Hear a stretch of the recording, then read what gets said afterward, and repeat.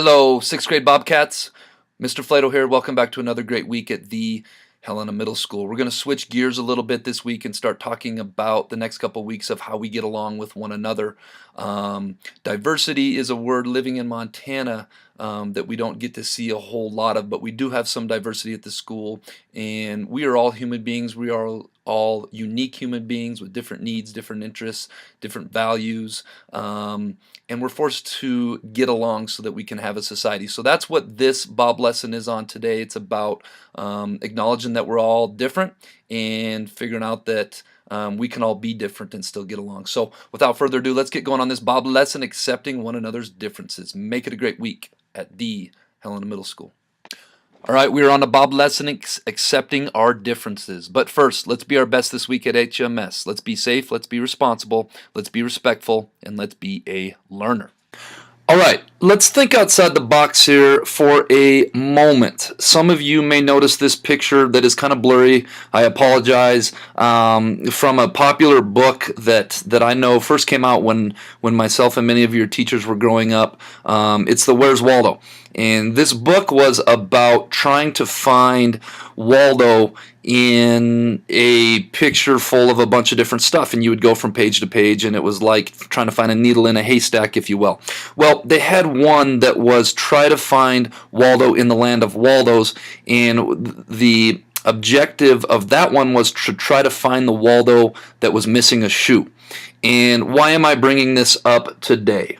I know that we are not in grade school anymore. Well, the reason I'm bringing it up is I want you guys to think about what if our world, what if our school was a bunch of Waldos running around and we all look the same, we all act the same, we all dress the same. I want us to think about that for a moment and think about how boring that would be. First of all, you wouldn't know who was who. You couldn't identify one another from one another, so that would be a little bit crazy. But also, we wouldn't have a sense of individualism. We wouldn't have a sense of being our own selves. We would all be clones of one another.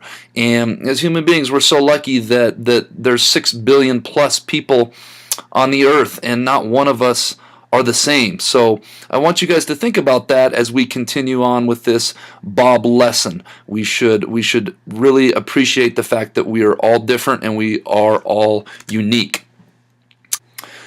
We don't all have to be the same. If you think about the history of our country, which some of you may be learning in social studies, with the exception of the Native Americans, all of us are immigrants and migrated from somewhere else in the world to the United States. The United States is a melting pot of different ethnicities, a melting pot of people from different parts of the world, different cultures, and we all come together to be really a unique country.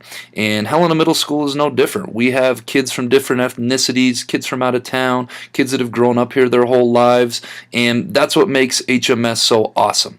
And we don't all have to be the same. I love how diverse this school is. I love how we have so many different types of students, and I believe that makes this place, HMS, really an awesome place. We don't all have to think the same.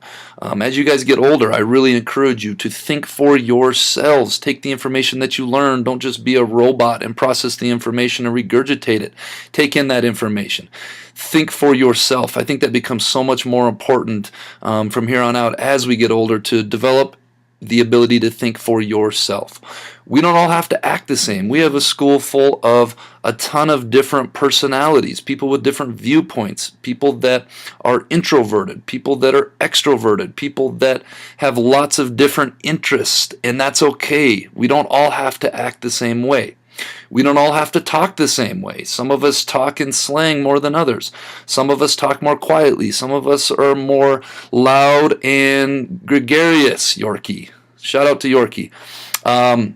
We don't all have to talk the same, and that's a good thing. We don't all have to dress the same. You look around and you got people dressing in all sorts of different ways.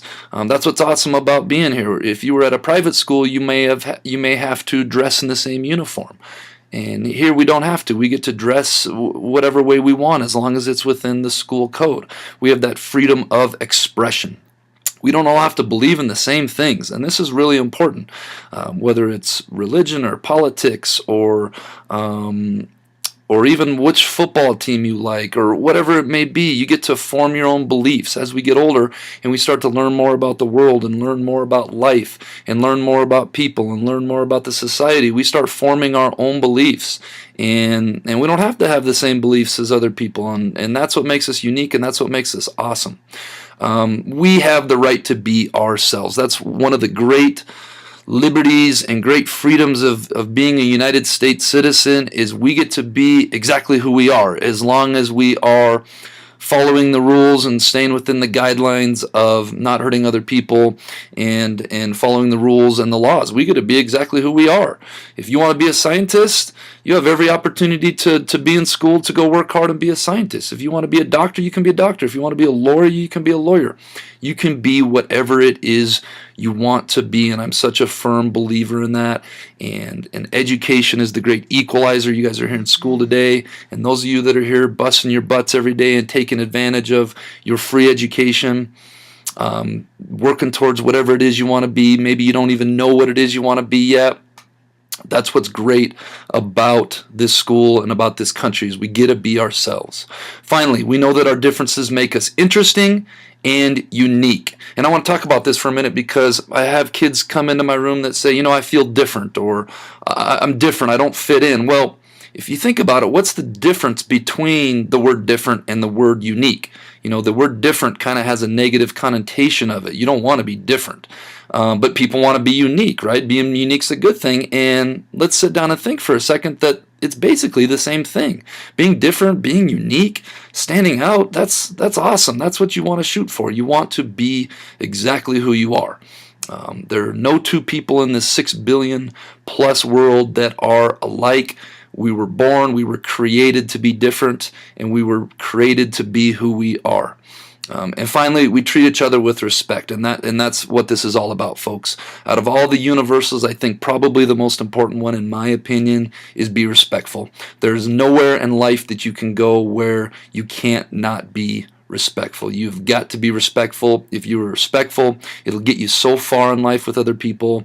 If you are disrespectful, it's really going to be an uphill battle. So I found this picture on social media the other day, and I thought it totally fit into this conversation about accepting other people's differences. And if you want to read along with me, it says, "All I see are all these different types of people telling other different types of people about how they should live their lives, when they really don't know what's going on in their own lives." Okay, and being an 11, 12, 13, 14-year-old, I guarantee you that every person in this school, every student in this school has some insecurities. As adults, we all have insecurities. There's a guy named Erik Erikson who was a psychosocial,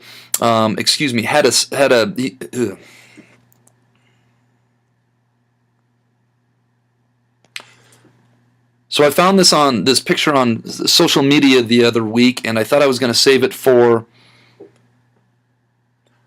So I saw this picture on social media the other week, and I thought it would fit in perfectly with this B.O.B lesson.